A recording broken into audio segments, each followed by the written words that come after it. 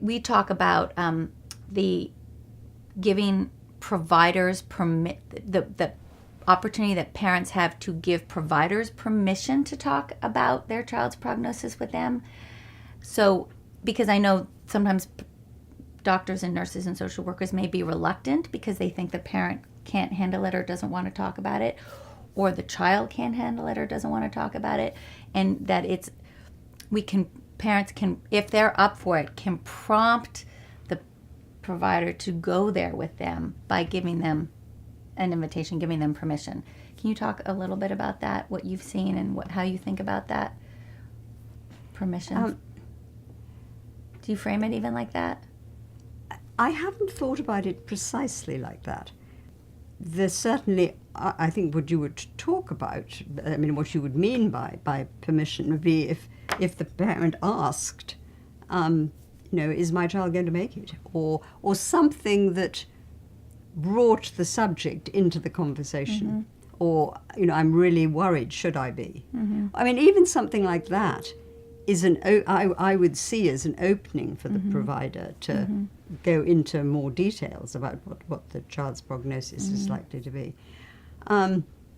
So, yes, I can imagine that, and I think absolutely I would encourage parents to do that if they do want to hear. I think a situation I've also seen is when a parent makes it quite obvious that they don't want to hear it. And in a way, more of a challenge for the provider is how to handle that.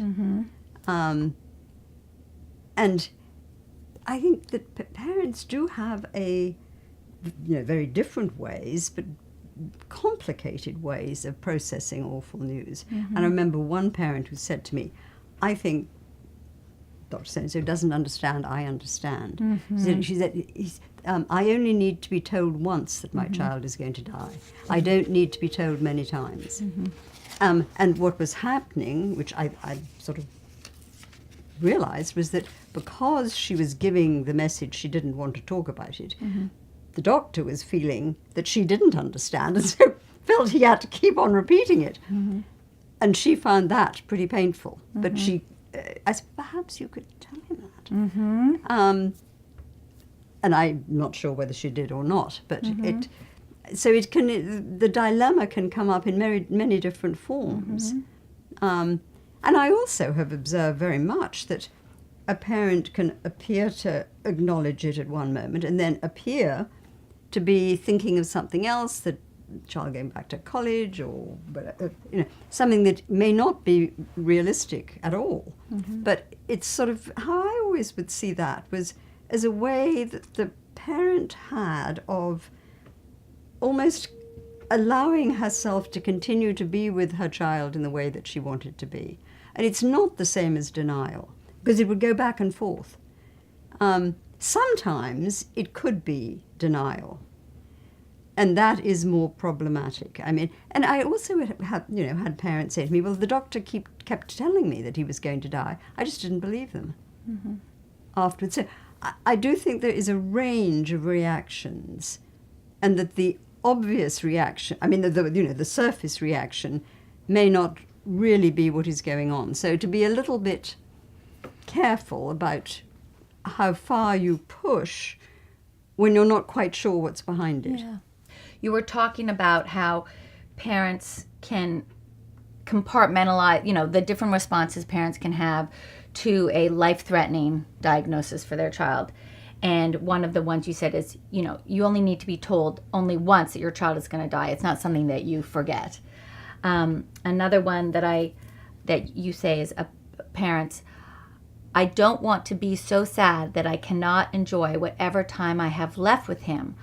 I'm not going to grieve for 1 second longer than I have to before I have to. So that might also be something that the parent's doing.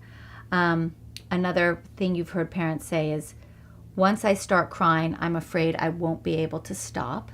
That's a parent reaction. I didn't have that one, but I can relate to it myself. This one, which you said, the doctors kept telling me he was going to die. I just did not believe them. I don't know why. What happens to that parent who doesn't believe that their child is going to die? That is a parent who can have a very, very hard time and who I would worry about. It is such a shock if they have really barricaded their mind to force themselves not to believe what they have been told, perhaps repeatedly. That can be a very worrying situation. And that parent may well need professional help.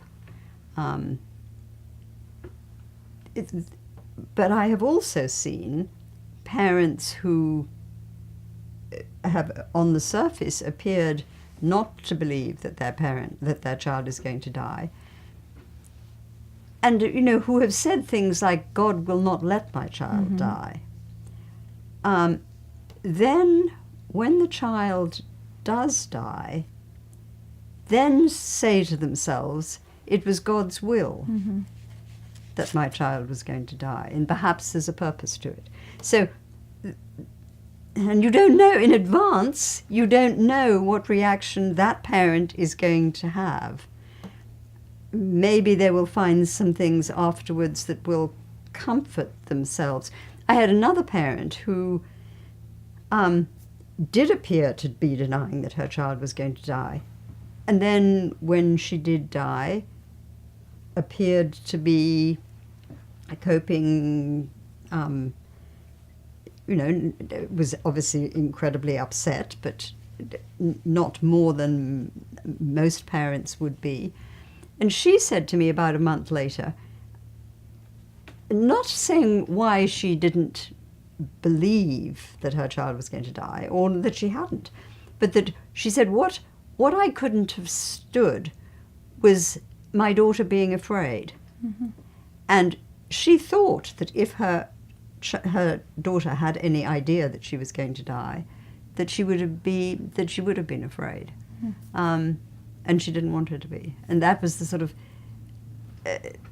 I think that then she was able to think to herself, "My daughter died unafraid," and that was a comfort. So, during her daughter's lifetime, by not actively thinking that her child could die, this mother felt that she was protecting her child from being afraid of the possibility that she could die, and that she had successfully helped her daughter not have fear, and that's how she processed it. Yes, but this mother also, closer to the time that her daughter was dying,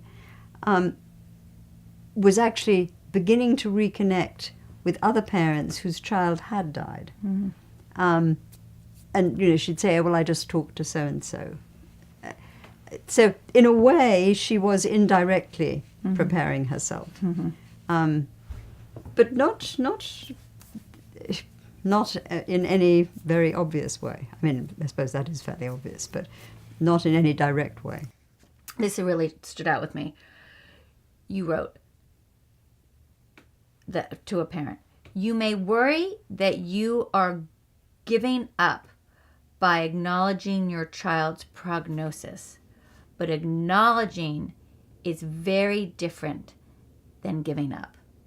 This notion of, again, acknowledgement versus hope. Like, acknowledging something isn't the same as giving up that it will be other. I don't know. This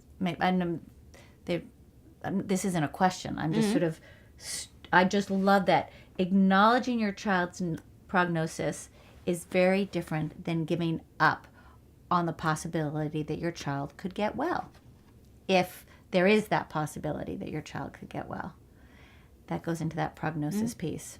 And the hope piece.